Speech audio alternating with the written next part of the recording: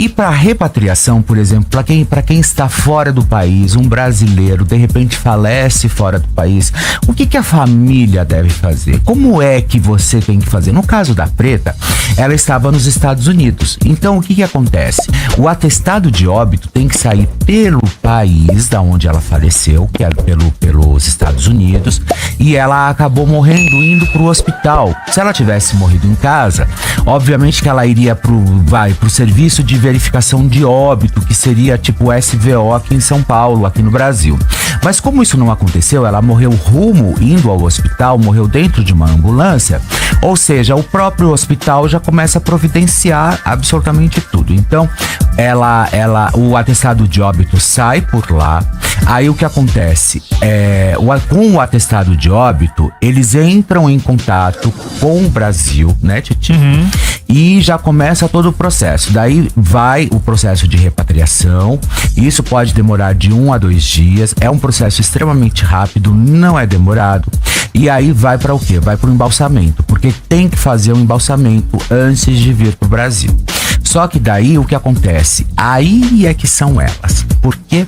Porque para você trazer um corpo pro Brasil, você vai gastar em torno de 300 a 400 mil reais para você trazer o corpo. Então toda essa questão da repatriação, enfim, essas burocracias, às vezes o próprio serviço do país onde você faleceu, onde a pessoa faleceu, já faz realmente esses trâmites. Mas quando precisa trazer o corpo pro Brasil, aí é que são elas. Porque se você não tiver, o que eles oferecem?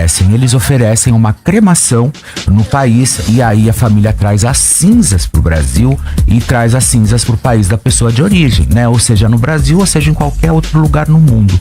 É muito caro, né? E outra coisa, vocês sabiam que o tratamento da Preta Gil lá nos Estados Unidos ficou mais ou menos em torno de 30 a 37 milhões de reais.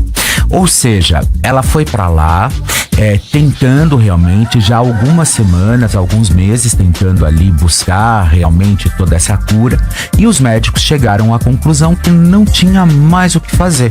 Mas mesmo assim, todo esse processo que ela foi para os Estados Unidos, até o avanço da medicina lá nos Estados Unidos, enfim, tudo isso foi em 37 milhões de reais. Muito caro, né, Titi? Não, caro, né? E que bom que ela teve esse dinheiro, não sei se realmente esse dinheiro saiu da fortuna dela, né? Porque muito tem se falado também a respeito da herança dela, porque ela só teve um filho, né? O Francisco Gil. Francisco, pois é. Então agora a galera tá, enfim, debatendo também essa questão da herança. Agora, esse valor, que bom que a Preta Gil teve, se realmente foi gasto todo esse montante aí, que bom, né? Que ela teve essa condição, porque nem todo mundo teria essa condição. Mas 37 milhões, 37 milhões para um tratamento é muita coisa, né, Mar? Demais, mas ela foi para os Estados Unidos em busca da cura, né? Então, não, sim, não tem dinheiro que pague. Mas você não acha que é muito dinheiro? Porque se a gente falasse em torno aí de até 3, 4 milhões, mas 37 milhões é muito dinheiro, né? É muito dinheiro e nem todo mundo tem, né? Ela foi porque ela tinha o dinheiro ali pra custear esse tratamento. E quem não tem, né? Fica só na esperança da cura. Que bom que ela teve, mas infelizmente não deu certo. Eu acho assim, tudo bem, a gente sabe que a Preta Gil, ela tem uma herança grande, enfim, mas você ter 37 milhões em caixa é difícil, não é? Muito.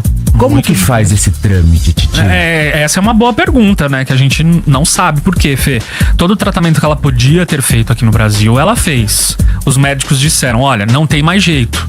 Tanto que na entrevista que ela dá no Domingão, uma das últimas entrevistas, ela fala, gente, aqui eu vou ter que ir para os Estados Unidos porque aqui não tem mais o que fazer. E aí ela vai tentar essa segunda chance, entre aspas, em outro país, que é os Estados Unidos, que também não deu certo. Agora, se foi gasto 37 milhões desde o começo do tratamento, que foi lá em 2023, ou só nesse tratamento nos Estados Unidos? Essa é a pergunta. Pelo que eu saiba, foi só nesse tratamento dos Estados Unidos. Só nesse tratamento dos Estados Unidos. Nossa, então... 37 milhões de reais só no tratamento para ela ir para os Estados Unidos para poder fazer o tratamento. Caramba. Eu acho isso assim, cá entre nós, né? A gente vê, inclusive, eu tenho uma base, talvez, pelas vaquinhas que a gente vê online, inclusive no próprio Instagram, né? A gente vê crianças com síndromes aí, que às vezes precisa tomar uma vacina, precisa ir pra fora, e aí a família tenta arrecadar, às vezes o máximo que eu já vi foi 2 milhões de reais, que precisariam arrecadar pra criança ir pra fora do país. Se eu não me engano, era um tratamento experimental, não era? Era um tratamento pra preta? Pra preta, não é? Então, e é por isso mesmo que me chama a atenção. Um tratamento experimental custar 37 milhões de reais, eu acho muito dinheiro e, na minha opinião, eu acho que chega a ser até desumano, né? Para um tratamento experimental, né? Por mais que você... Porque, olha, se alguém chega e fala assim, olha, nós vamos fazer um tratamento experimental, mas isso pode ser que dê certo, talvez não dê certo. Vai ficar algo em torno de 37 milhões de reais, de 30 milhões. Eu pego e falo, então me deixa morrer. Entendeu? Eu acho que uma comparação que a gente pode até fazer é com o Marcelo Rezende, por exemplo, né? Não tinha mais o que fazer e ele partiu para um outro tipo, deu aquela confusão, que foi com um médico, né, que é bem conhecido, que teve aquela história de colocar na banheira com sal grosso e tal. Mas que achavam que ele era picanha, né? Churrasco. Pra colocar o cara, diz que diminuía a dor, mas o Geraldo Luiz já deu várias entrevistas falando que quando chegou lá, ele não tava aguentando mais de dor, sabe? Então são tratamentos que você vê, ela tentou até o final. Ela tentou de tudo aqui no Brasil. Eu acho que eu nunca comentei isso com absolutamente ninguém. Eu tô comentando aqui. Eu conversei com o Marcelo Rezende na época que ele tava doente. Nós batemos um papo por telefone. E o Marcelo Rezende me disse o seguinte, que ele foi ao médico e quando ele pegou o diagnóstico, o médico chegou e falou pra ele, você tem 4 meses de vida. 4 meses. Ok. E ele falou o seguinte, se nós estendermos o tratamento, você vai pelo menos aí mais 1 ano e meio, 2 anos no máximo. Mas aí ele pegou e perguntou o seguinte, tem cura? Eu vou me salvar? Eu vou ficar bom? Ele falou, não vai. E ele falou, então não quero fazer nada e vou ficar nos 4 meses. E em 4 meses ele morreu. Foi muito rápido mesmo. Então ele procurou o tratamento paliativo, né? Que foi com aquele outro médico que faz ortomolecular, enfim. Lair Ribeiro, Dr. Lair Ribeiro. Eu particularmente não gosto muito, mas eu respeito, né? O cara ardendo de dor ali, simplesmente mandou ele colocar ele numa banheira com sal do Himalaia, né? Desculpa, gente, não tá preparando churrasco, né? Você tá falando de uma vida, né? E aí foi quando ele não aguentava mais de dores, foi quando internaram o Marcelo Rezende no hospital. E aí, finalmente, ele veio a falecer e que nós já sabíamos que isso ia acontecer, né? Mas até então, o Marcelo decidiu. Ele pegou e falou assim, não, então eu não vou progredir, eu não vou estender o meu sofrimento. O que eu acho muito digno, Thiago. Também acho. Eu acho que quando você tem um diagnóstico, né, que vai te levar realmente pra finitude, eu acho que você tem que ter o direito de escolher ou não se você vai continuar o tratamento ou não. Por isso que eu acho que a medicina, ela tá preparada para absolutamente tudo. Mas 37 milhões de reais, eu acho muito dinheiro, mas muito dinheiro. E um dinheiro, infelizmente, assim, que a gente sabe, né, para quem tem condições, vai lá, faz, paga, porque tudo vale pela vida. Tudo vale pela vida, mas eu não sei se na real situação, depois de ter passado pela cirurgia que ela passou, que foi aquela HIPEC que ela fez, que é aquela cirurgia que abre a pessoa. Gente, pra vocês terem uma ideia, abriram a Preta Gil no meio, metade para um lado, metade para o outro. Eles esvaziaram absolutamente tudo dela, tiraram o útero, o ovário, tiraram tudo, o intestino, ela ficou com centímetros só de intestino. Amputaram um ânus, fizeram tudo que eles podiam fazer com ela. Ou seja, a partir dali, aí depois eles, antes de fecharem, eles rasparam, tiraram toda a musculatura do abdômen e fecharam. E sem dizer que passaram um catéter depois, aonde ficava passando a quimioterapia.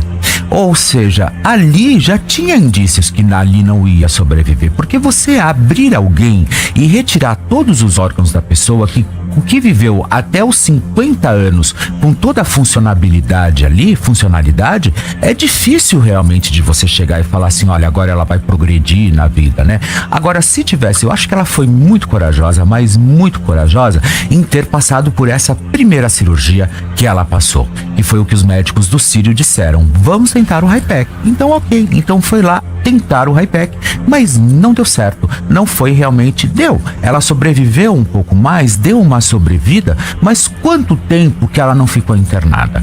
Quanto tempo ela não ficou ali entre a vida e a morte? A gente assistindo todo o sofrimento dela nas redes sociais, sendo amparada pros amigos, andando com dificuldade, sabe? Eu não sei, sabe, gente? Tem histórias que às vezes eu prefiro ser extremamente frio e calculista. Eu às vezes não entendo, assim, prolongar, inclusive, né, o próprio sofrimento, eu acho um pouco desumano, não é, Mar? Não, ainda mais uma pessoa que lutou tanto, né? Ainda mais pra se curar dessa doença e chegar a essa fase, assim, lamentável. Não, realmente isso não, ninguém pode tirar dela. Ela lutou realmente até o final.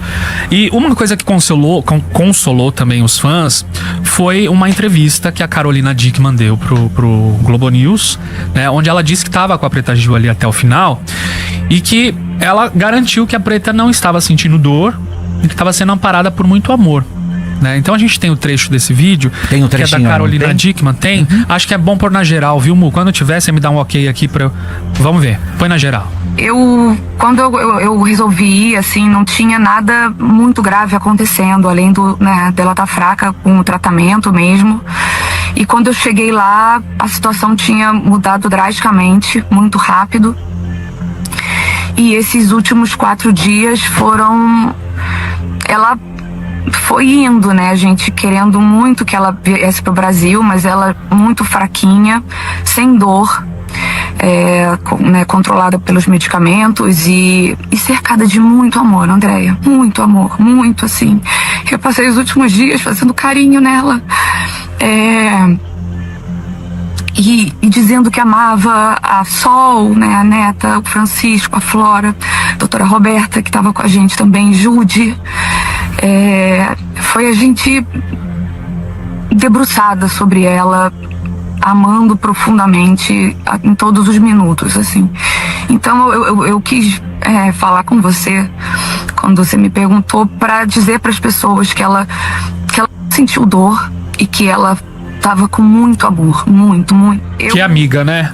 Nossa, não, eu acho que assim, a Carolina Dickmann, essa merece aplauso, gente, porque o que ela fez de verdade, ela largou tudo, ela foi pros Estados Unidos, ela ficou lá com a Preta, ela falou, eu fazia massagens no pé dela, até mesmo porque os pés dela estavam muito inchados e eu ficava ali fazendo massagem, né, e ela disse que esses últimos dias ali, ela não sofria dor, ela não teve dor, ela não teve nenhum tipo de sofrimento, mas sabiam que a Preta, infelizmente, já estava se desligando, tava um fio ali para ela ir embora, né? E quando eu acho que na tentativa, talvez, de trazê-la pro Brasil, eu acho que eu nem teria ido, na verdade, sabe? Eu ficaria aqui, porque aqui no Brasil nós sabemos que aqui já é referência, inclusive, para a maioria dos tratamentos no mundo. Nós temos a melhor equipe médica, nós temos os melhores centros de oncologia no Brasil,